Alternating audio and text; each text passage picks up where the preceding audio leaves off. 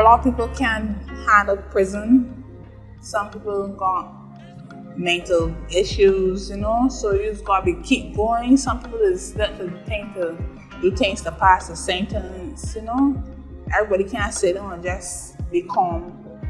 Just gotta keep moving. Right now, I believe that it's time for Barbados, it's time for the world to see what these brothers in this place can do. Because if you listen to some of the songs that these guys record, these are things that come from the heart. And I know that when they see the talent and they see the what you should say, determination and perseverance of the brothers in these circumstances, they can see that that they got some people in here that are willing to change, even though it might be hard, that they're willing to buckle down and change for the better. And this music is one of the ways for sure. I hope that it can inspire other people on the outside. Look at society today. Look at the role models the youth have.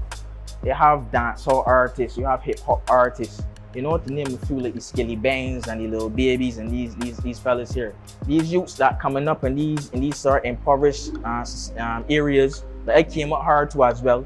We came up as listening to these brothers now as like role models. Like we look up to these men, we want to aspire to be like them, be great and have money and make we family live and think. So like what I see as a vision for the prison now, the same influence where I had on the youths outside and worldwide, I could use my influence to do something positive. Barbados, the well-loved gem of the Caribbean and island of the sun, is filled with a lot of young, bright minds. And these don't only exist within the island's universities and colleges.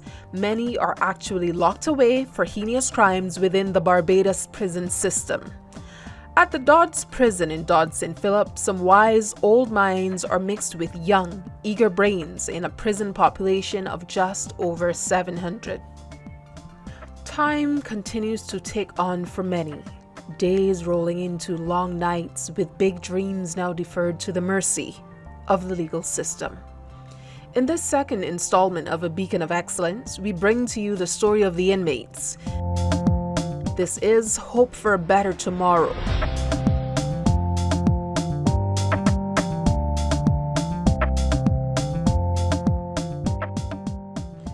This is 31-year-old Arlington Daniel, who is serving time for manslaughter.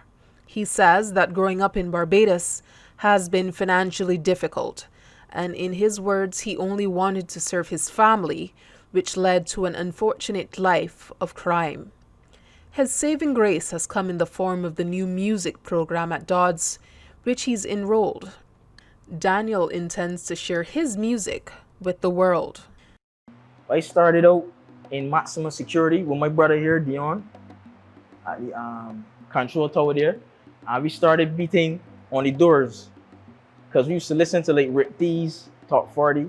And on security is 23 hours and 45 minutes a day lockdown. So you don't really get much time to walk around or whatever, just sell most of the time. So we were obliged to have a radio on the corridor. So every Sunday they would play like these Top 40 and stuff like that. So we would hear like Rihanna and hear like these artists hitting the charts and be like, yo, she from over here? And she done in it, you understand? So me and my bro was like, we gotta try to start something in this place. We gotta push the music. And that was way before there was even a thought about a music program. But fast forward a bit, I went home on bail. I ended up being sentenced in society. So I came back to serve my sentence. So when I came back now, my brother was still on security, but that's when I ended up linking up with Mikey, a program that we had. We were displaying our talent on stage, performing. I performed a song called Strike One, and it caught his ear. So afterwards, he came to me and said, well, that was good. That's some good music. I think you should keep it up and try to push at it, And we did that. We did just that. We pushed at it. I entered some songs at NIFCA. We ended up talking to some people at NCF, and they had said that they would try to do something to start some sort of type of music program.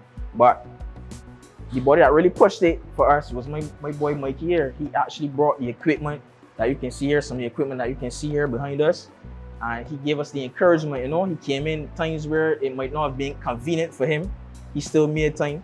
to come and give us that inspiration to do sing good music, you know. And I know that with this music program, I'm about to take this music to the stars. The main producer of Red Boys, Mikey Hulsmeyer, has been sacrificing his time by visiting the imprisoned since May 2015, as he's passionate about seeing those like Arlington Daniel reformed. He speaks about using music as an agent of change to tell stories of overcoming trials and earthly temptations. People need to be given a chance. However, the best way to show what's going on is to actually do it and then showcase it on the outside. The same way as a lot of the art is seen, and you know, all you gotta do is say prison bread and you got long lines. So the same way that these things are done, I figure that the music now is something that people would latch on to and listen to. Yes, initially there's gonna be this thing, oh, it comes from prison, they won't hear it. But even that is a good thing. It showcases what people are capable of. And the thing is that another thing that was very inspiring is that we did a lot of stuff with limited resources, next skin to none, and in situations which are not ideal, you know. But when you put it aside and think, well, if it's not ideal for me, then it's doubling or triple not ideal for the people that I'm coming here to work with. So we put that one side and we work through, you know, some challenging situations. You know, it's hot and it's, you know, late in the evening. Sometimes guys might be a little stressed out or whatever. However, we always manage to come out with stuff that we were proud of. So hopefully we can do more. And for those who are in prison already, who need help with personal and spiritual reform, there's a continuous push by the local church to help the imprisoned to lead better lives. Every Barbadian household knows of a relative, a neighbor, or a friend who has been imprisoned. They deserve to be forgiven. Leading this charge is the Executive Director for Healing for the Souls Ministries. My name is Judy Linton. I'm the Executive Director of Healing for the Soul Ministries. Healing for the Soul Ministries started in 2006, but we've been coming to the prison from 2007. After people have been found guilty or the sensationalism of the news has ended, I believe this population is often forgotten. So I think it's important, and it was important to me to come in because they still needed healing. Guilt wasn't the final step, and to help them through the process. Programs such as Project Change, which Minister Linton leads, have come as a saving grace for many, inclusive of those within the female prison unit.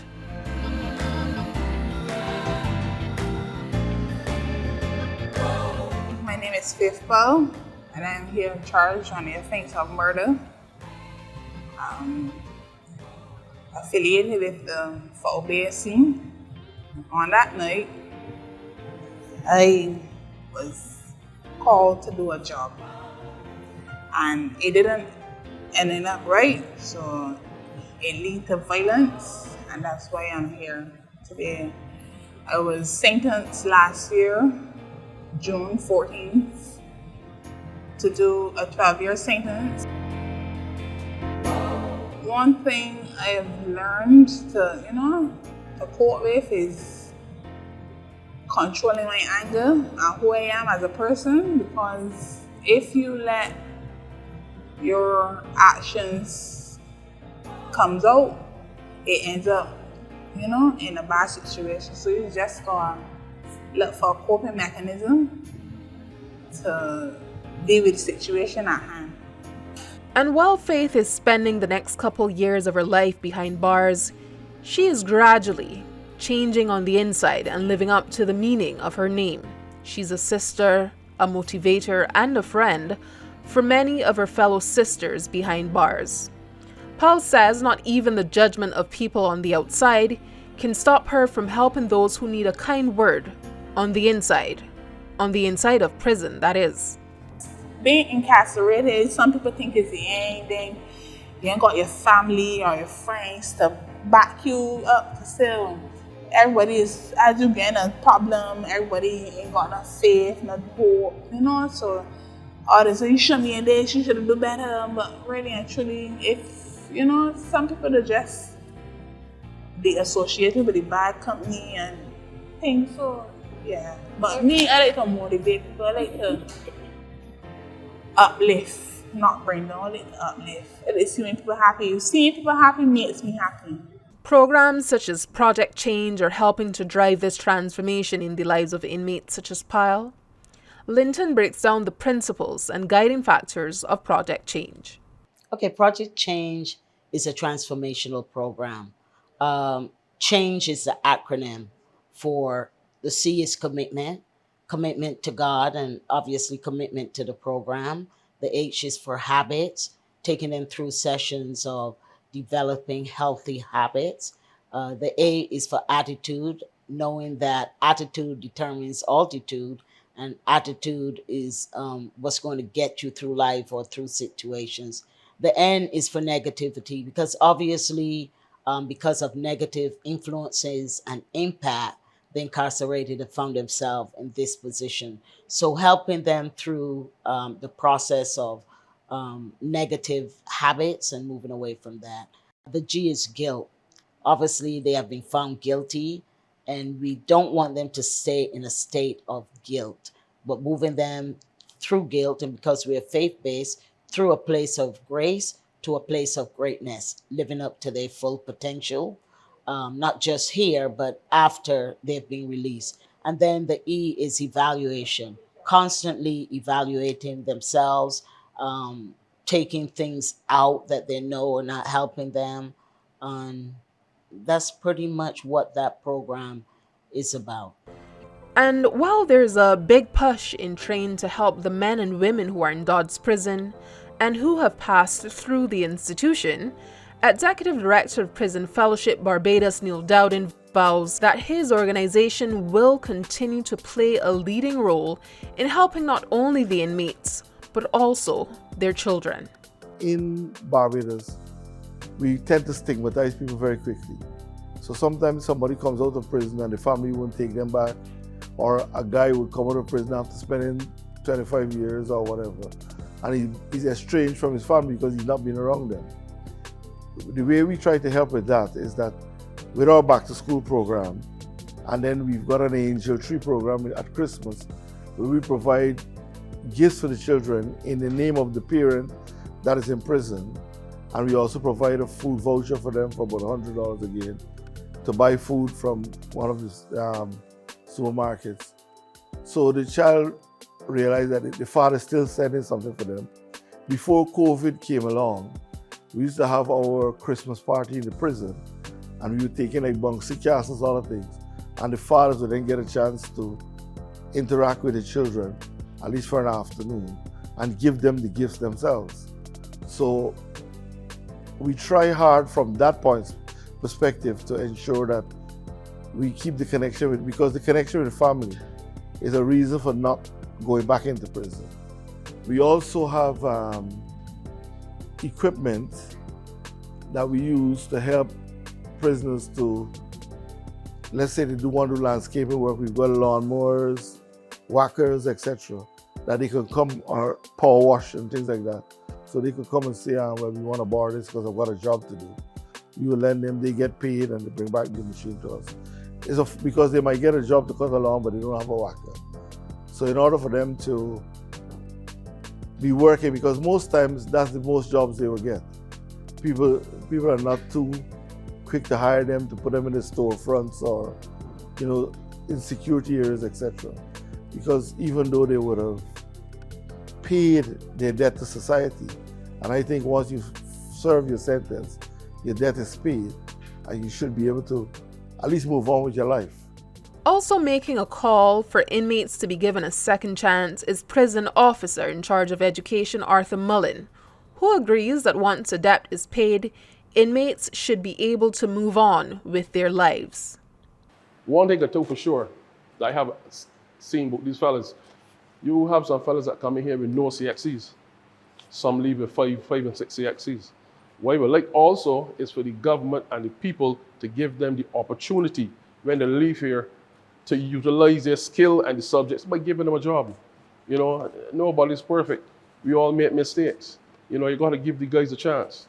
The guys came here, they commit a crime, they came here, they spend their time, now give them a chance when they go back into society. The arts, on the other hand, come as a major coping mechanism for many prisoners, particularly music, and while the church and the government are making their moves to help the incarcerated, Halsmer believes that working with prisoners is actually a part of his greater purpose. I became very passionate about it very quickly. Like I said, you know, it puts a perspective on life, really. You know, you come here, and we take a lot of things for granted. Like, I can go home now. A lot of these guys can't go home right now, and simple things like that. And the interest that they show and that they put into it, the fact that we can have a great time. We've had some evenings out here, you know, where we might not even record anything that evening. We might just be talking about songs or talking about what guys writing and guys singing like verses and doing different stuff. That how can you not want to come back?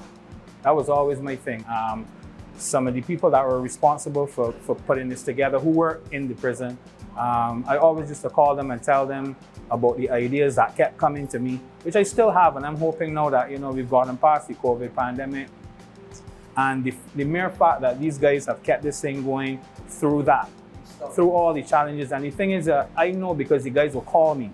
The guys will call me and say, we want you to come back. We want you to come back. This is what we're doing. We're doing this. We're writing enough tunes up to this week. That's why I'm here today. We're writing enough songs. We're doing all these different things. And to me, that is something that definitely needs to be harnessed. So all that is an inspiration to keep it going. And I think that there's only really the tip of what can be achieved within a music, songwriting, recording situation. There's so many different angles that can be incorporated into it that, you know, in the grand scheme of things, don't cost a lot to put together. It's just to have a team of people that are willing to dedicate to it and make sure it flows constantly. Not only music has helped to change the trajectory of the lives of some inmates, but also other technical skills. Skills such as mechanics, carpentry, tailoring, and for some, even caning.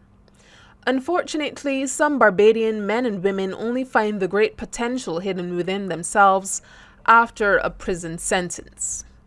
Mostly caning. I mostly focus on caning because I like it. And building is okay, but I'm having problems with my eyes. So like reading the tape, like 1/4 inch and them kind of things, so this give me a little, you know, challenge. So I mostly focus on caning, but I like the trade. And right now I'm working on building a chest to draw. Okay? And that is it.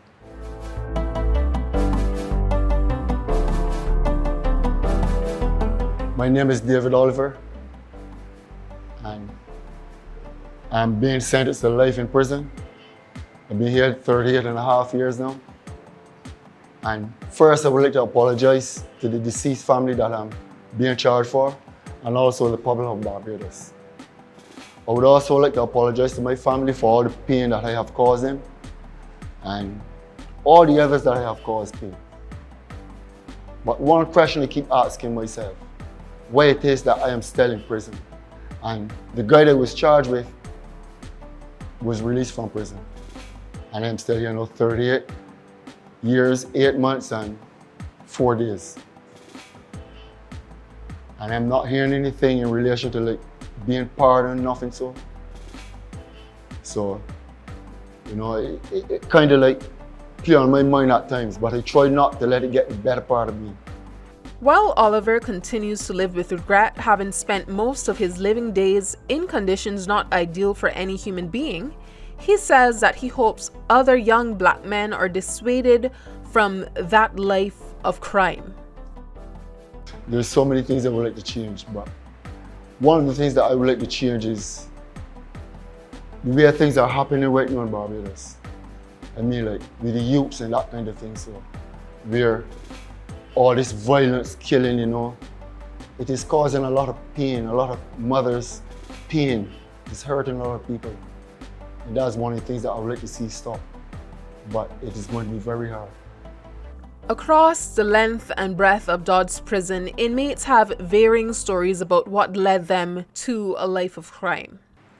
Partying, like going partying with friends and wanting the latest clothes and that sort of thing. So, you know what I mean? And not having anyone to really give me these things like a father figure, because I never knew a father. My father died when I was a little baby. And my mother, she wasn't much of a mother, to put it. And I was actually on my own from a very young age, like around 10 to 11. So one thing lead to the next, and I found myself here. The notorious locksmith, Nicholas Canterbury, was convicted for murder in 1994, as mentioned in A Beacon of Excellence. His claim and justification for a life of crime is having to support his children that he's never had the opportunity to see grow and develop. He admits that his actions were unjustifiably wrong. At the time, you feel justified by your actions, but it was wrong, right? And like I tell you, I should never be in the first place. And it caused me all these years in jail, about 30 years now in jail. He says that the last 30 years he spent in prison have reformed him as a person. He's a better man, a better Christian, and a better citizen. Yeah, you could say I'm very religious nowhere. But that, I wouldn't say religion started with me in jail. You understand me? It started me, it made me, when I come to jail, I have more time to sit down and read and study things for myself. And it opened my mind to look at life in general, you know what I mean? And to respect the authorities, you know what I mean? That thing, cause at that time I had that perspective in my mind, right? So there's things like that that made me realize and start to look at, the authorities ain't really my enemy, Meanwhile, Robert Clark, who's spending life at Dodds never to experience the simple pleasures of life again, has also grown closer to God and believes he's a changed man. He is well respected despite his shortcomings in the life he lived before. Well, I'm a more disciplined person right now, because I learned by through the Bible, reading God's words and trying to understand it. And I learned a lot in jail. Faith, on the other hand, is advising young women and young men to be wary of the friends they keep. After all, an old proverb says, "Whoever walks with the wise becomes wise, but the companion of fools will suffer harm."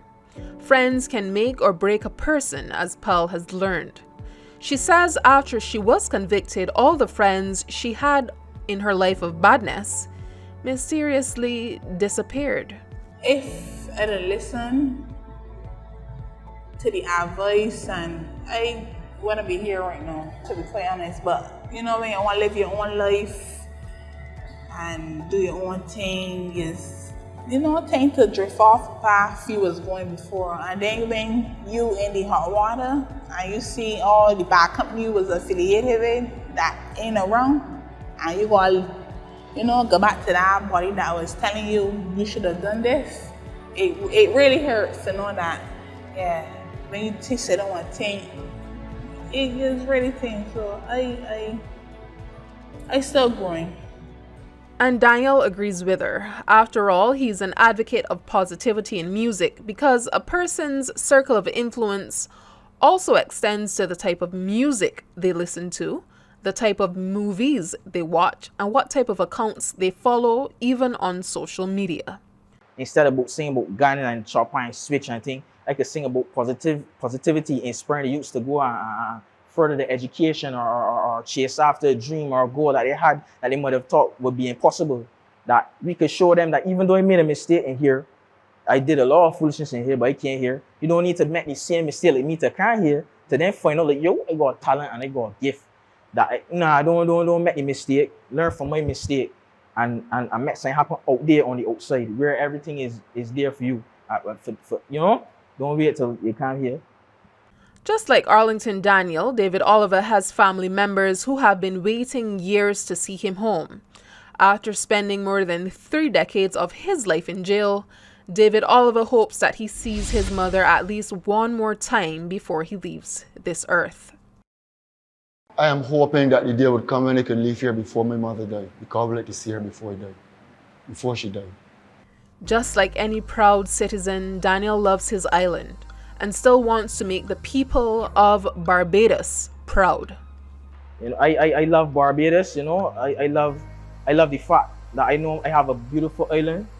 You know, that I did a lot of foolishness and came to prison and miss out on the beach and, you know, the lovely ladies and, you know, the food and, you know, the just simple things that I used to take for granted outside.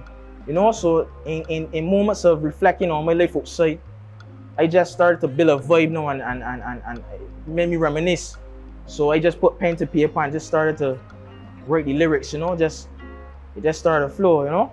But it's basically like pining, you know, pining like try miss home, you know, and the music that's come from there. And I could encourage the youth out there to know that y'all have your youth on your side. All you gotta do is focus now.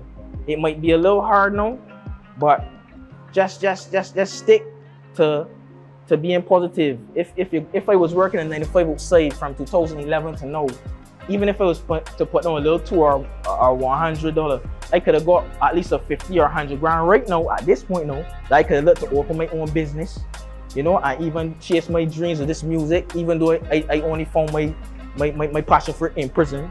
As I said, don't wait till you come to prison to find your passion. Find it now and stick to it out there. You know, you will accomplish it. Just desire it, focus, and you will achieve. You will achieve it, man.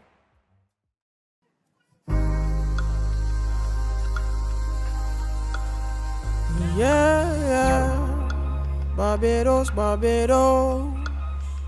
Los Barbados. I don't know about where you come from, but I do know where I come from. Yeah.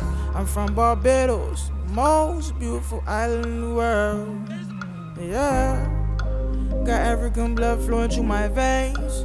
Little Irish and Indian there too. It's true. When you touch down, let me tell you what to do. Take a deep breath, inhale the breeze. The smell alone make you feel at ease. No need to explain, just speak for itself. Hit a love song, float to the mild trees. Exotic dishes, food for the soul. Sweet soul can make your body move, cruise control. Have you ever seen a Belgian girl booty roll? She got a body full of flavor, Tootsie Roll. From riverbed to Accra, Browns Beach, Basra, Bathsheba, clear water, white sandy beaches. Never saw you, gotta see this. Tried in the Poseidon, on a sun-kissed blue horizon. I'm loving my island, my island loves me. Let me tell you where I'm from. Los Barbados, my Barbados, land of the berry fig trees. Yeah. Until next time, from my producer Kevin Bowen and I'm Michron Robinson. This was Hope for a Better Tomorrow, an inside scoop of the stories of inmates at Dodds prison in 21st century Barbados.